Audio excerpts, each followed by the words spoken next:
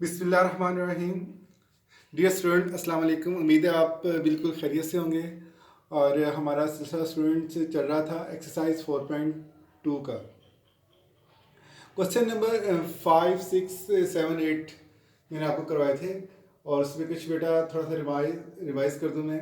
उसमें हमने जो टॉपिक्स किए थे उसमें हमने जो है echelon form, reduce echelon form, उसके कुछ क्वेश्चंस किए थे। इसके अलावा हमने रैंक को डिस्कस किया था कि रैंक क्या होता है किसी मैट्रिक्स का।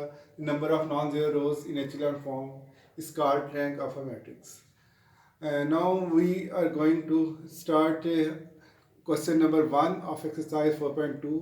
आज हम बेटा इसके क्वेश्चन 1, 2, 3, 4 ये 4 क्वेश्चन रहते थे, तो मैं सोचा ये 4 क्वेश्चन आपको आज करवा दूँ। तो let start our topic. Question number 1 है बेटा, देखें इसको। Show that inverse of every diagonal matrix will be a diagonal matrix. ये क्वेश्चन को पहले अंडरस्टैंड किया करें।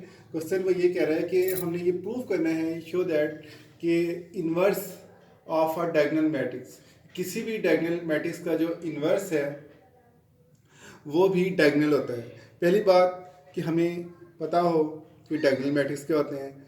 तो डायगोनल मैट्रिक्स मैंने पहले भी आपसे जिक्र किया कि कोई भी ऐसा मैट्रिक्स, इनफैक्ट स्क्वायर मैट्रिक्स, कोई भी ऐसा स्क्वायर मैट्रिक्स जिसके प्रिंसिपल डायगोनल्स में at least one element non zero हो और रिमेनिंग एलिमेंट ज़ीरो हो, तो that matrix is called diagonal matrix.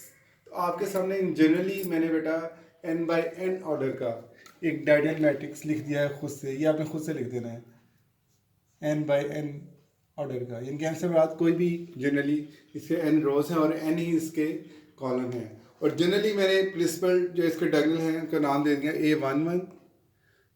A11 मतलब element of first row and first column. A22 means element of second row and second column. A33 means element of third row and third column and so on। ये सिलसिला जो है हमारा चलता रहेगा और last element हमारा आ जाएगा the element of n rows and n column.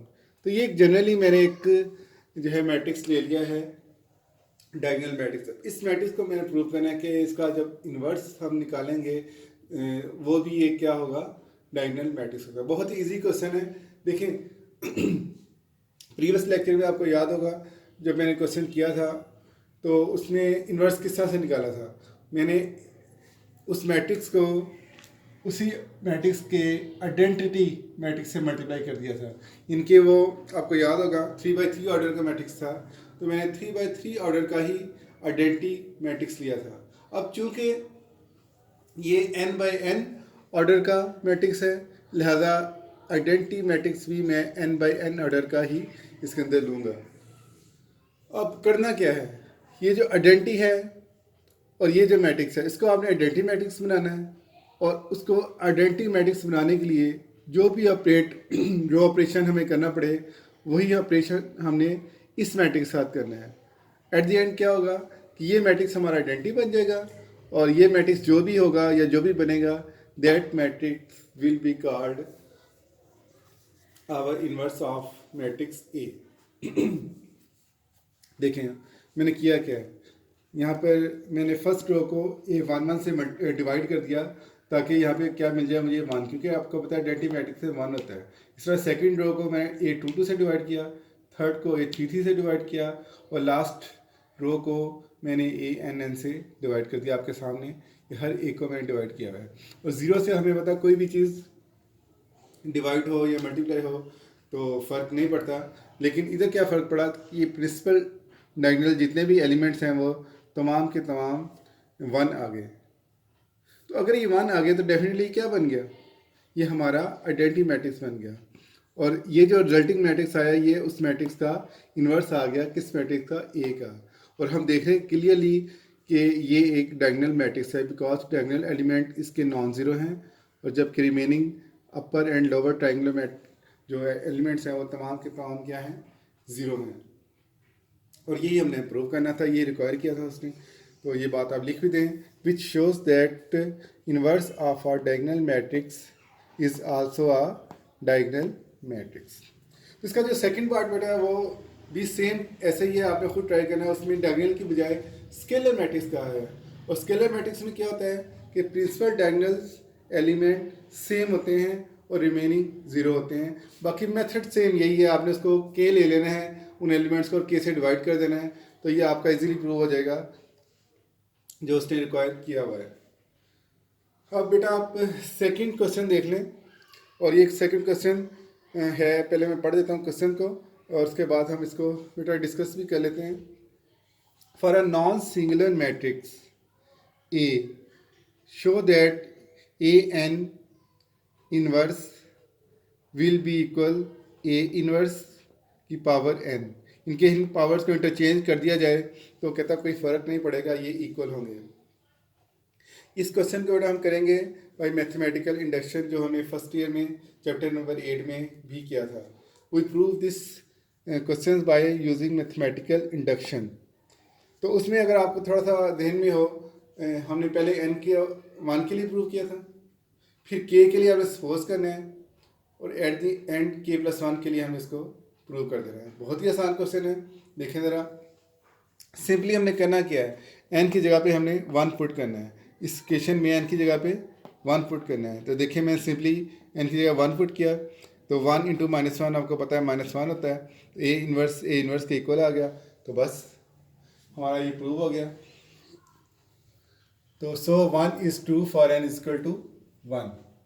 अब जैसा कि मैं आपको कहा कि ये के लिए हमने सपोज करना है, तो suppose 1 is true for n equal to k. तो इसमें आपने कुछ नहीं करना बेटा, सिंपली एन की जगह पे हमने क्या लिख देना है, के। तो ए की k inverse equal to A inverse की पावर के, इसको हमने ये सपोज कर लिया।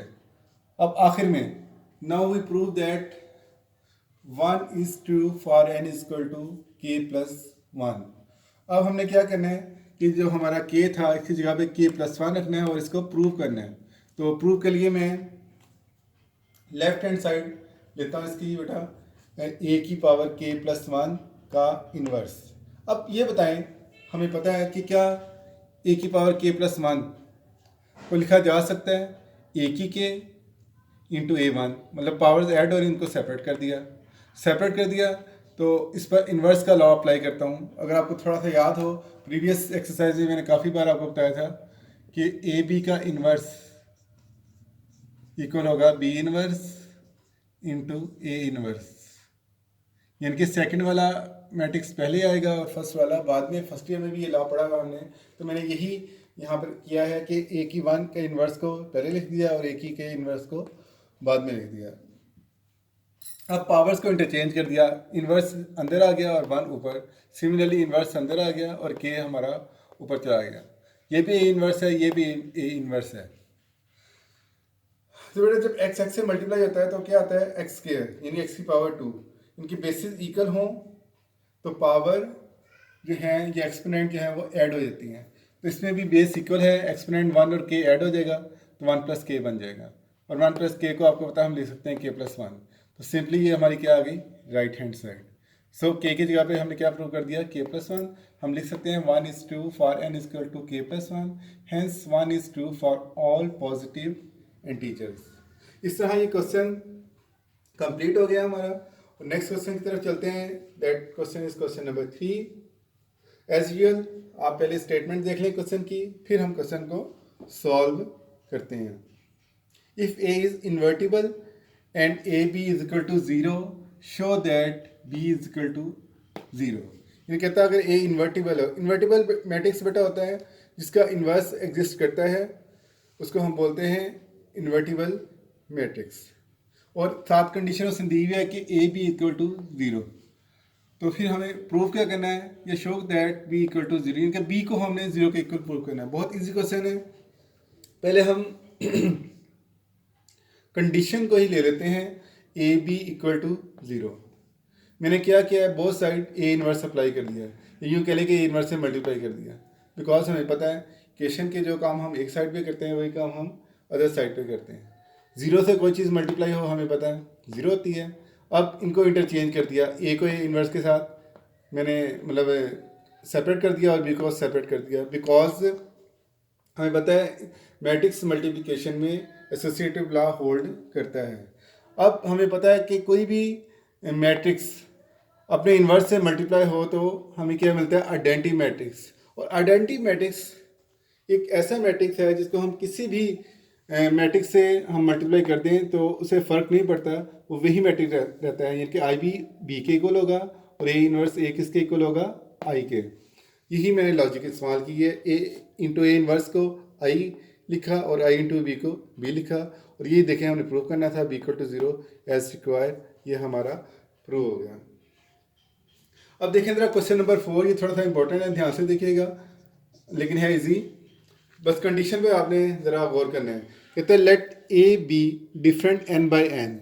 इसका मतलब है कि ए बी कोई भी दो डिफरेंट, मैं जोर डाल रहा हूँ डिफरेंट पे, अलग पे, डिफरेंट मैट्रिसेस हैं ए बी, किस ऑर्डर के, एन बाई एन, यानी वो हमारे के हैं सेम ऑर्डर के हैं, मतलब कि वो स्क्वायर मैट्रिक्स हैं दोनों ही। और कंडीशन क्या दी है, if A square equal to B and B square equal to A and A cube जो है वो बी क्यूब के इक्वल है। लेकिन दो कंडीशन दी हुई है, ए स्क्वायर बी की जगह पे हम बी स्क्वायर ए लिख सकते हैं और ए क्यूब की जगह पर बी क्यूब, या बी क्यूब की जगह पे ए क्यूब लिखा जा सकता है। करना क्या जी हमने, show that A B are non invertible. तो हमने ए बी को नॉन इन्वर्टिबल प्रूव करना है। तो मैथमेटिक्स में हमने पढ़ा कोई चीज़ अगर प्रूव करनी हो तो उसका एक तरीका ये भी है कि हम उसके अगेंस्ट कोई लॉ या कोई सपोजिशन कर लेते हैं कि जो उसने कहा है उसके अगेंस्ट हम सपोज कर लेते हैं वैल्यू। तो suppose that A square B square is invertible. उसने कहा नॉन इन्वर्टिबल, हमने कहा जी ये इन्वर्टिबल है। Then A square B square inverse exist. तो ए स्क्वायर बी स्क्वायर का इन्वर्स एग्जिस्ट करेगा। मैंने प्रीवियस क्वेश्चन में बताया कि अगर कोई हमने पढ़ा है कि ये इन्वर्टिबल हो कोई मैट्रिक्स तो उसका इन्वर्स एग्जिस्ट करता है, लिहाजा इसका इन्वर्स एग्जिस्ट करेगा। अब हमने ये चीज़ पढ़ी हुई है, ये देखें कि कोई भी मैट्रिक्स हमने इन्वर्स से मल्टीप्लाई हो तो रिजल्ट के तौर पे हमें क्या मिलता है, आइडेंटिटी मैट्रिक्स। तो अगर ये भी एक मैट्रिक्स है सर ये भी एक मैट्रिक्स है ए स्क्वायर प्लस बी स्क्वायर, तो इट्स मीन कि ए स्क्वायर बी स्क्वायर जब अपने इन्वर्स से मल्टीप्लाई होगा तो रिजल्ट के तौर पर हमें क्या मिल जाएगा, आइडेंटिटी मैट्रिक्स। इसको आप बेटा इक्वेशन नंबर 1 कह दें। याद है कि मैंने आपको कहा हुआ है कि क्वेश्चन में, बल्कि मैंने क्या कहा, क्वेश्चन बताया हुआ है उसने कि ए बी डिफरेंट है, it's mean A not is equal to B. अब क्वेश्चन को करना कैसे है, हमने बेटा इसको ना, उसने कहा नॉट इक्वल है, हमने सपोजिशन के जरिए इसको इक्वल कर देना है। तो सपोजिशन हमारी रॉन्ग हो जाएगी, उस सपोजिशन रॉन्ग होने की वजह से क्वेश्चन हमारा ठीक हो जाएगा। ये यूँ कह लें कि जो उसने स्टेटमेंट में कहा है वो प्रूव हो जाएगी, वही बात है। तो कंसीडर ए माइनस बी, मैं ए माइनस बी को कंसीडर करता हूँ और उसको लिख दिया मैंने आई इंटू ए माइनस बी, क्योंकि अभी मैंने ऊपर बताया आपको कि किसी भी मैट्रिक्स को आइडेंटिटी से मल्टीप्लाई करने से फ़र्क नहीं पड़ता। तो अगर आई बी को बी लिखा जा सकता है तो बी को आई बी भी लिखा जा सकता है। Similarly I can write A minus B such as I into A minus B. अब आई किसके इक्वल है, आई इक्वल है बेटा ए स्क्वायर बी स्क्वायर का inverse into A square plus B square. तो मैंने आई की जगह पे उसकी वैल्यू पुट कर दी।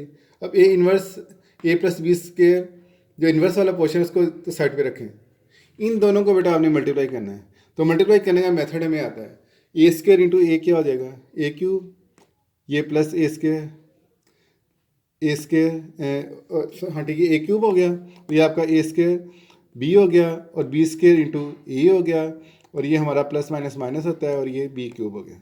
यहाँ तक तो होगी बात ठीक। अब कंडीशन को दोबारा से देखें, कंडीशन में दी है A cube is equal to B cube, तो ये इक्वल है, मैंने बी क्यूब की जगह पे ए क्यूब लिख दिया। सिमिलरली ये भी इक्वल है ए स्क्वायर बी बी स्क्वायर ए, तो मैंने क्या किया है, बी स्क्वायर ए की जगह पे क्या लिख दिया, ए स्क्वायर बी। जब ये कंडीशन अप्लाई हुई तो ये देखें ए क्यूब माइनस ए क्यूब ये कैंसिल हो गया, माइनस ए स्क्वायर बी प्लस ए स्क्वायर बी ये कैंसिल हो गया, ये सारा कैंसिल होकर ये क्या बच गया, ज़ीरो। और ज़ीरो से कोई चीज़ मल्टीप्लाई हो हमें पता है ज़ीरो होती है। ए माइनस बी किसके इक्वल आ गया, ज़ीरो के, माइनस उधर जाके पॉजिटिव होगा तो ए इक्वल आ गया बी के। हमने तो कहा था ए नॉट इक्वल टू बी है, लेकिन इधर प्रूव हो गया ए इक्वल टू बी, तो ये तो कॉन्ट्राडिक्शन हो गई ना हमारे जो सपोजिशन है या जो हमारा हाइपोथेसिस है। तो which is contradiction that A, B are different, so our supposition is wrong. So A square plus B square is not invertible, और यही हमने प्रूव करना था। तो इस क्वेश्चन के साथ ये एक्सरसाइज भी हमारी कंप्लीट हो गई। तो बहुत शुक्रिया, उम्मीद है आप बेटा इसको ज़रूर कीजिएगा। और हाँ, इम्पोर्टेंट बात कि मैंने इसका फर्स्ट पार्ट किए हैं, और आप देखोगे कि रिमेनिंग पार्ट भी जो इसके हैं 2-3 बहुत इजी हैं। तो आपने खुद घर पे उसकी प्रैक्टिस करनी, ट्राई करना है। अगर कोई कन्फ्यूजन या कोई प्रॉब्लम इशू होता है तो बेटा कमेंट बॉक्स में मुझे ज़रूर पूछें, मैं इंशाल्लाह आपको ज़रूर बताऊंगा। Thank you very much and अल्लाह हाफिज़। मिलते हैं नेक्स्ट लेक्चर में।